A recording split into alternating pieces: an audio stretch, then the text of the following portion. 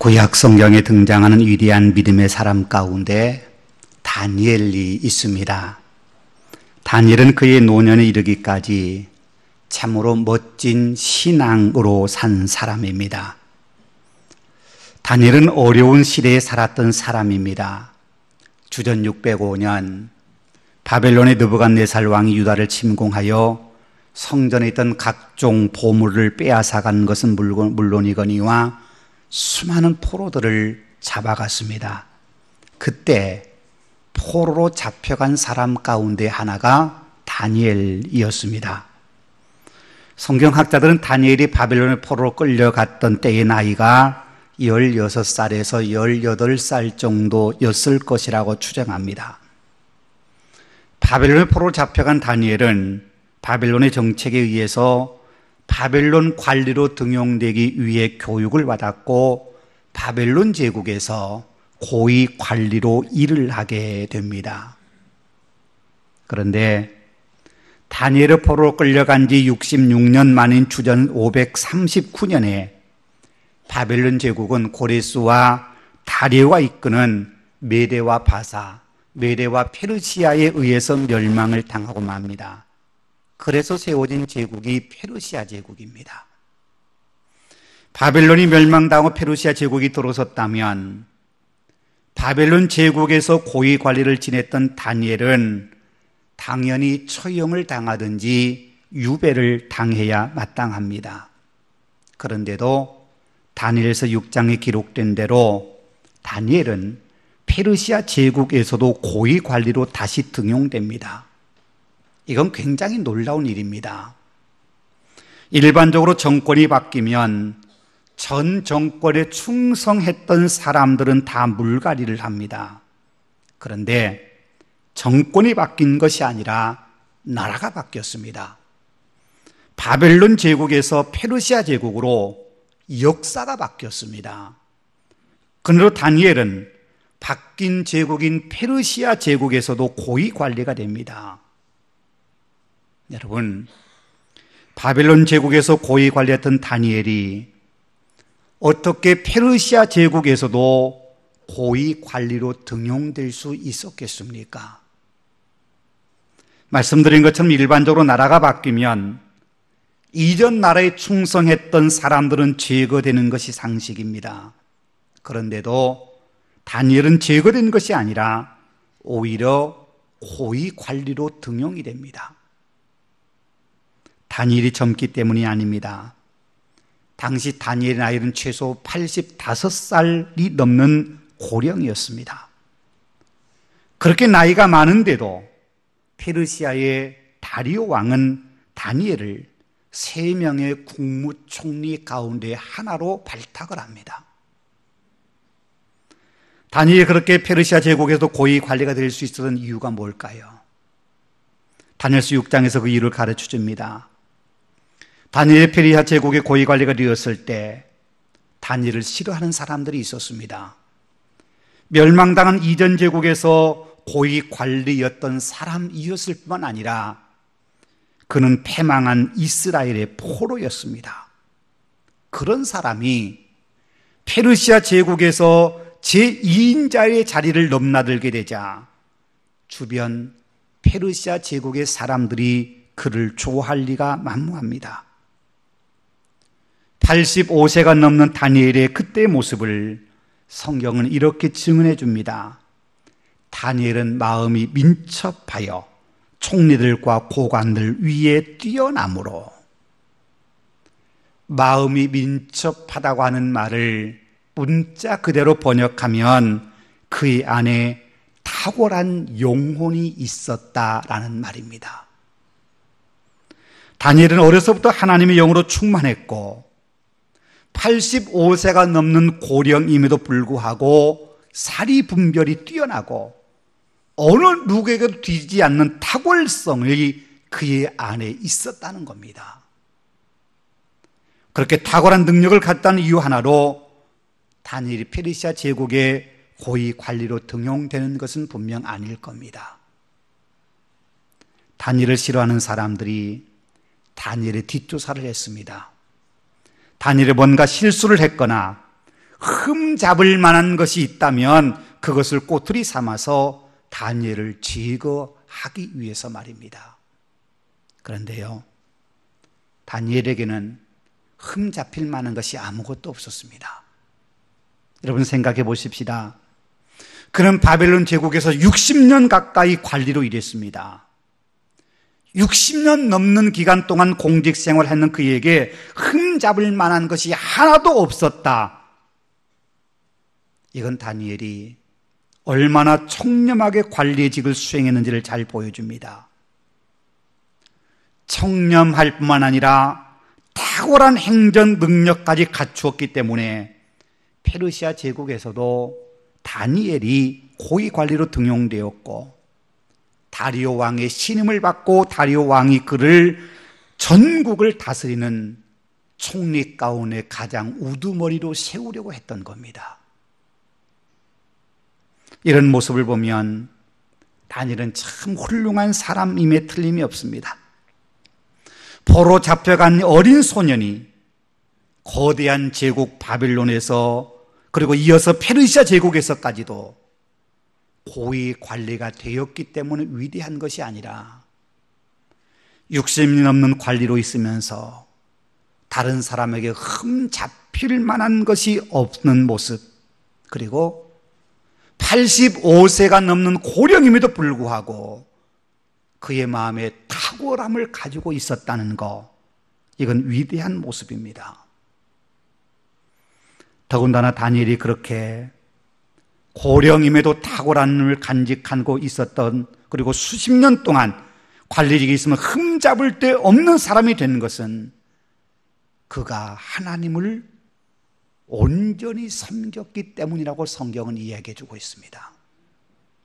결국 다니엘은 평생 지켜온 신앙의 은혜로 노년에까지 영화로운 자리에 오르는 영광을 누리게 된 겁니다. 그런 다니엘 못지않게 참으로 훌륭한 노년을 보냈던 또 한 사람이 있습니다. 거기 오늘 본문에 소개된 안나라고 하는 할머니입니다. 그도 다니엘 못지않게 힘들게 살아온 삶이었지만 다니엘 못지않게 훌륭한 믿음으로 살았던 사람입니다. 오늘 본문에서요, 그에 대한 설명하는 단어가 많이 나오는데, 그녀를 설명하는 단어를 들을 때마다 그녀가 얼마나 힘든 삶을 살아왔는지를 우리가 가히 짐작해 볼 수 있습니다. 그녀를 설명하는 첫 번째 단어는 그녀가 아셀 지파 사람이라는 겁니다. 우리는 그녀가 아셀 지파 사람이었다 그러면 별 느낌 없이 그런가 보다 라고 생각할지 모르지만, 이스라엘 백성들의 입장에서는 깊은 동정이 가는 말입니다. 여러분, 이스라엘 역사를 보십시오. 솔로몬 왕 이후에 이스라엘이 둘로 나눠지지 않습니까? 솔로몬 왕의 아들 르호밤을 따르는 유다와 베냐민이 남유다 왕국을 이루고, 나머지 10개 지파가 북이스라엘 왕국을 이룹니다. 아셀 지파는 그 북이스라엘에 속한 지파였습니다. 그 북이스라엘은 나라가 세워진 지 약 200년 만인 주전 721년에 아수르에 의해서 멸망을 당하고 맙니다. 나라가 멸망당하면서 수많은 사람들이 죽임당하고 수많은 사람들이 이방 땅으로 끌려갑니다. 일부만 고향 땅에 남았습니다. 그런데 이스라엘 제국의 교만한 선민 우월 사상을 실했던 아수르는 주변 이방 나라 사람들을 강제로 북이스라엘 땅에 이주시켜 함께 살게 합니다. 그렇게 해서 북이스라엘 땅에는 이스라엘의 순수한 혈통이 사라지고 이방과 혼혈을 이루는 혼혈 백성들이 많아지게 됩니다. 결국 북이스라엘의 10개 지파는 지도상에서 사라지고 그 혈통마저 혼혈이 되면서 순수성을 잃어버리고 말았습니다. 그래서 남유다 쪽에 살고 있는 사람들은 그런 북이스라엘 사람들을 무척이나 싫어했고 그들을 배척하게 됩니다.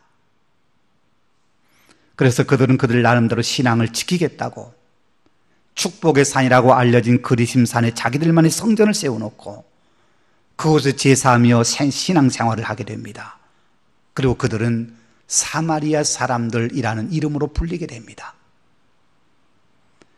그렇게 사마리아 사람이라고 불리는 북이스라엘 10개 지파는 자신들의 혈통이 다 사라지고 올바른 종교를 갖지 못한 채 역사 속으로 그들의 나라는 이미 영영 사라지고 맙니다.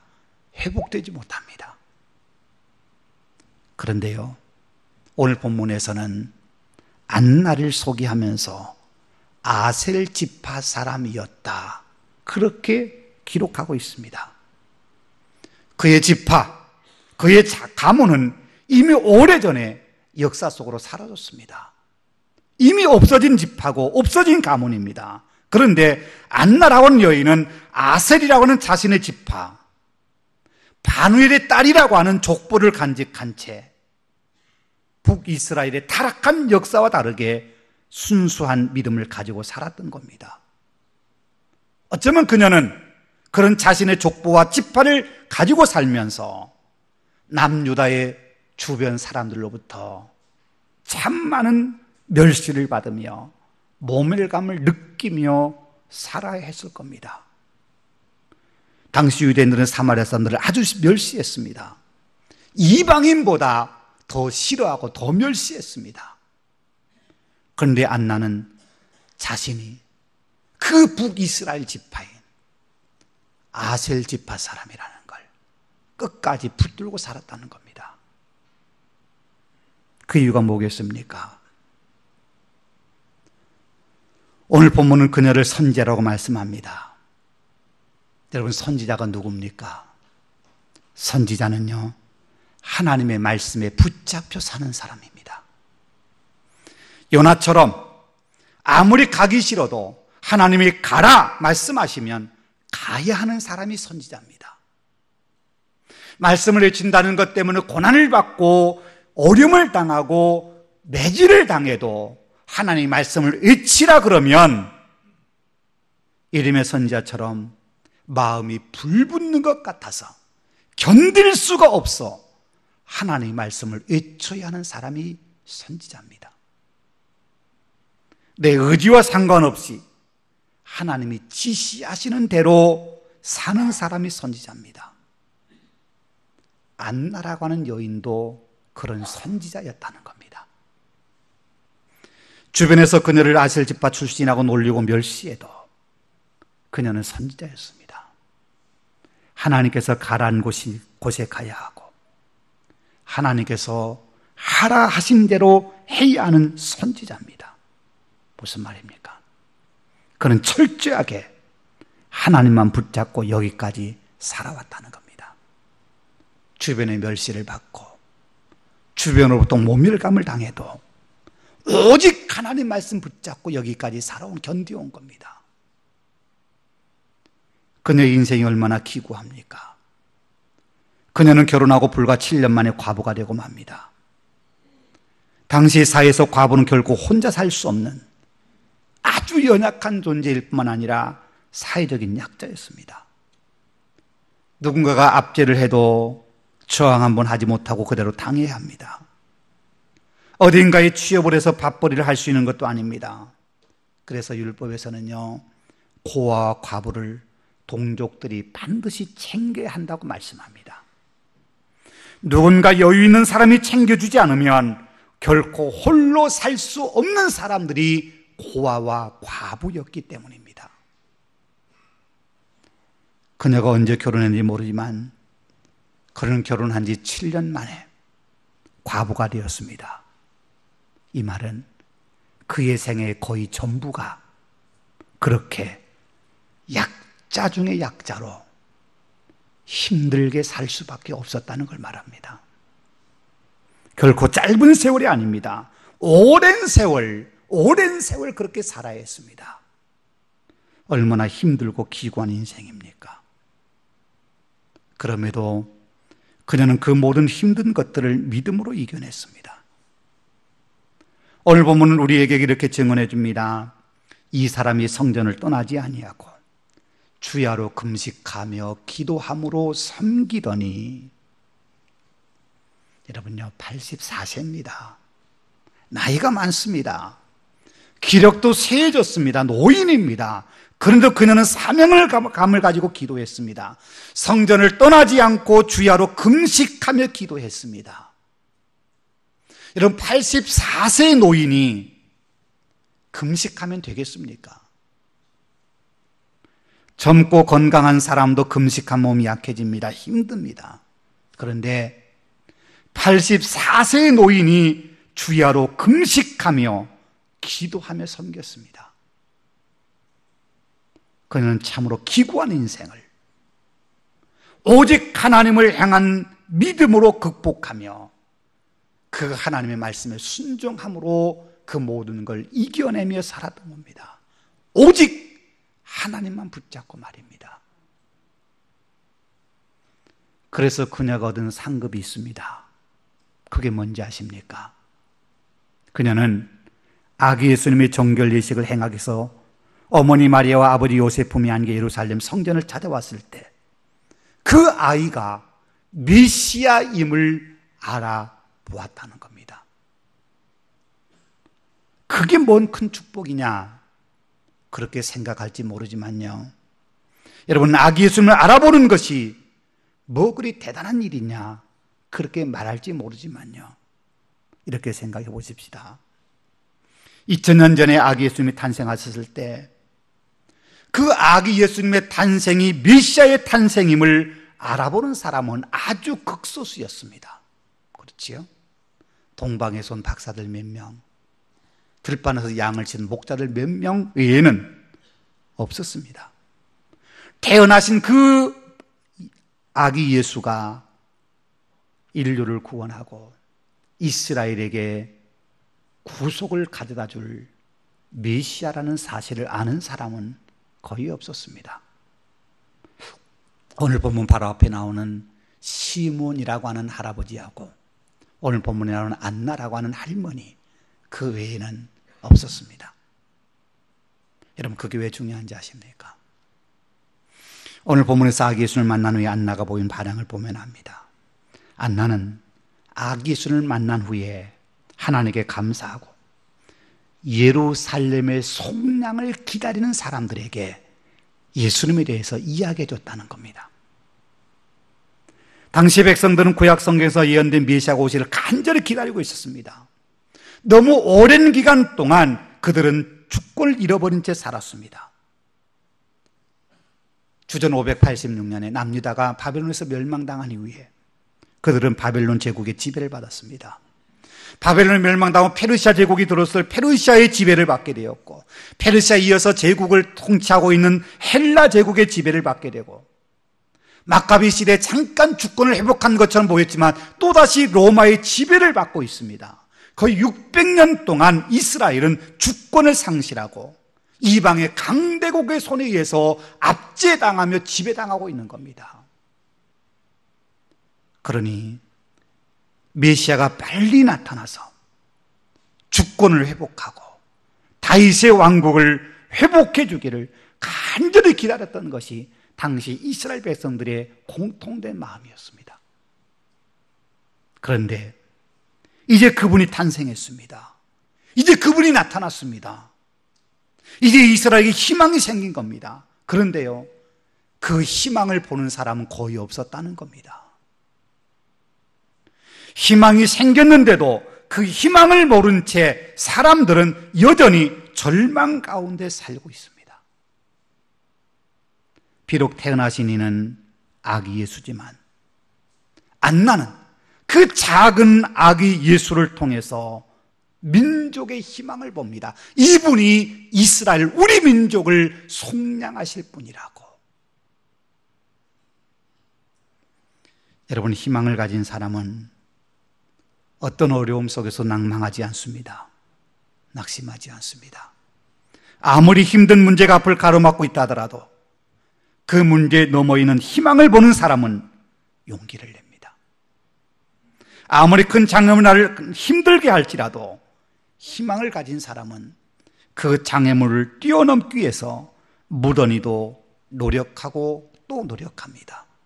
왜요? 그 장애물 뒤편에는 내가 수고하고 고생한 것 이상으로 내게 주어질 큰 영광이 있음을 알기 때문입니다. 안나는 지금 그 희망을 보고 있는 겁니다. 비록 지금은 그 희망이 아주 작은 것처럼 보이지만 그 희망이 하나님께로부터 주어진 것이기에 기쁨과 감사로 그 희망을 주변 사람들에게 외치고 있는 겁니다. 우리 민족에게 희망이 왔다고 말입니다. 그런데 여러분 그거 아세요? 희망을 볼 줄 아는 눈은 아무나 가지는 게 아닙니다.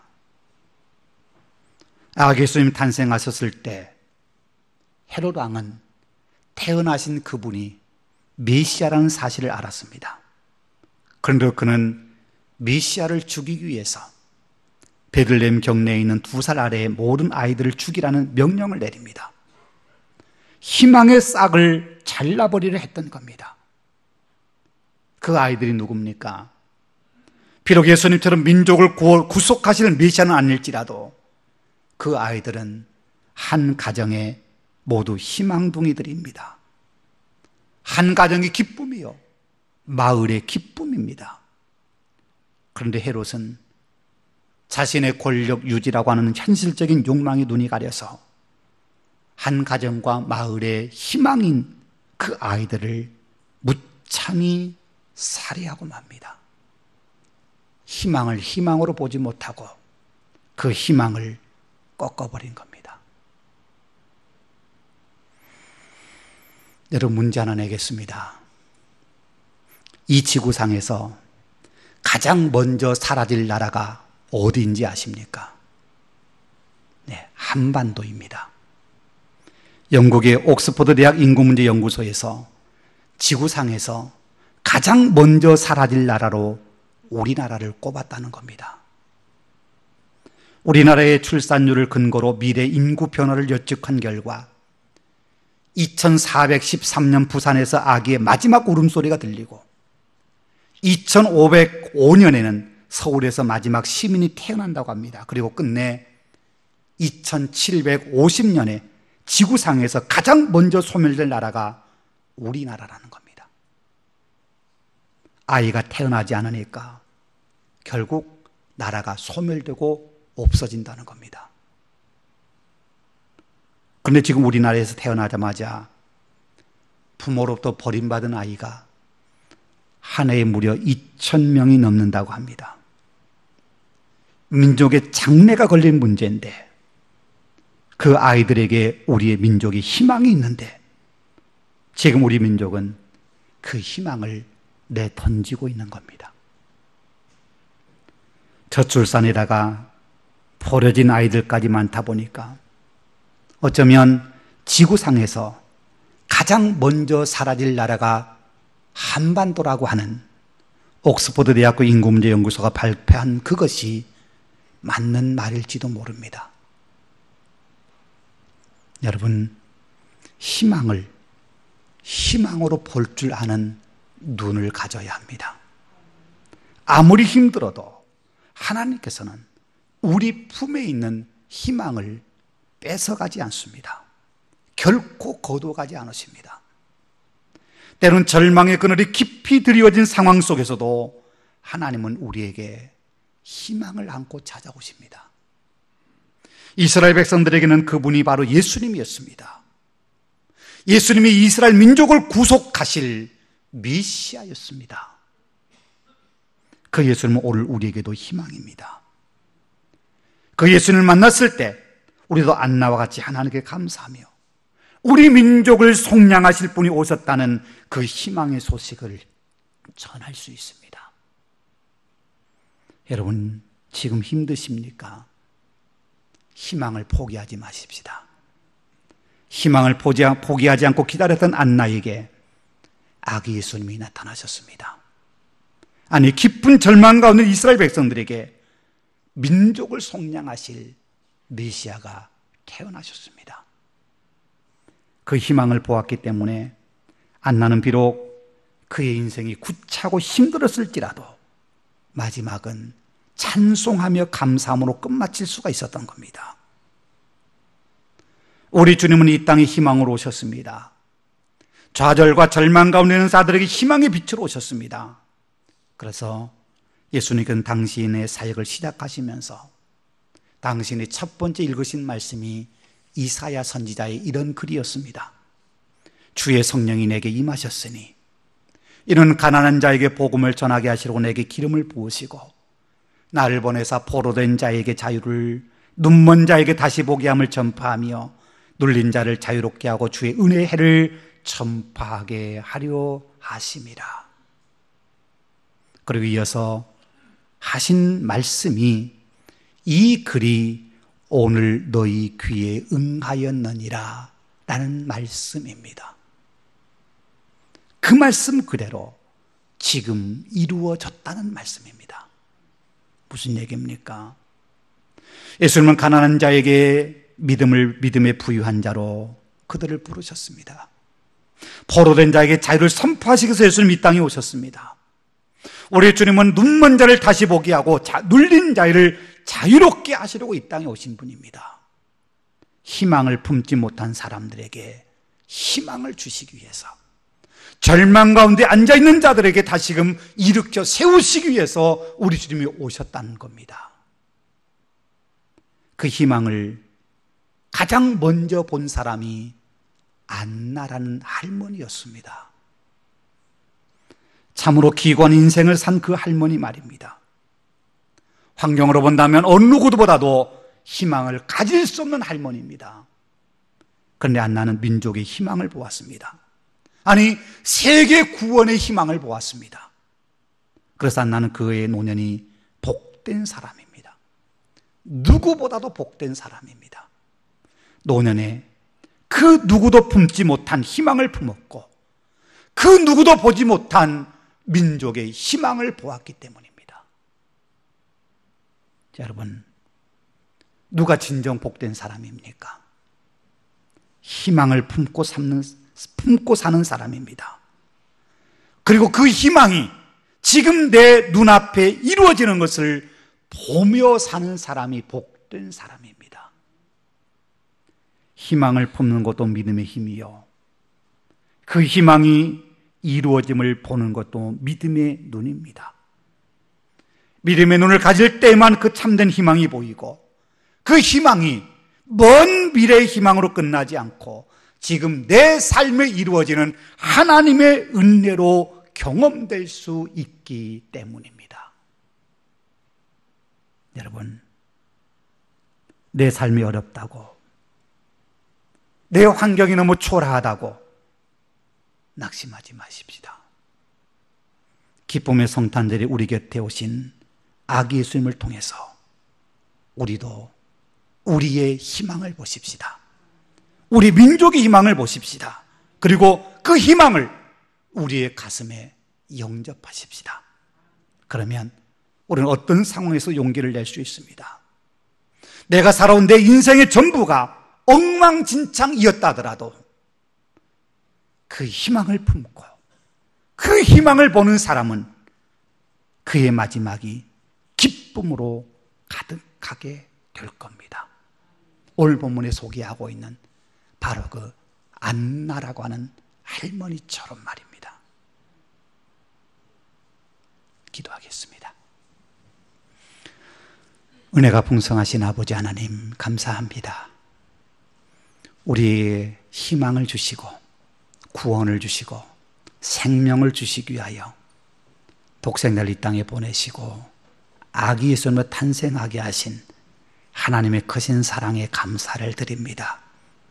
희망으로 오신 주님을 희망으로 볼 수 있었던 안나처럼 주님, 우리에게도 믿음의 눈을 주셔서 믿음으로 우리에게 찾아오신 분이 우리의 희망이요, 우리의 가정의 희망이요, 우리 사회의 희망이요, 우리 민족의 희망이요, 인류의 희망임을 볼 수 있는 믿음의 눈을 갖게 하여 주옵소서. 예수님 이름으로 기도하옵나이다. 아멘.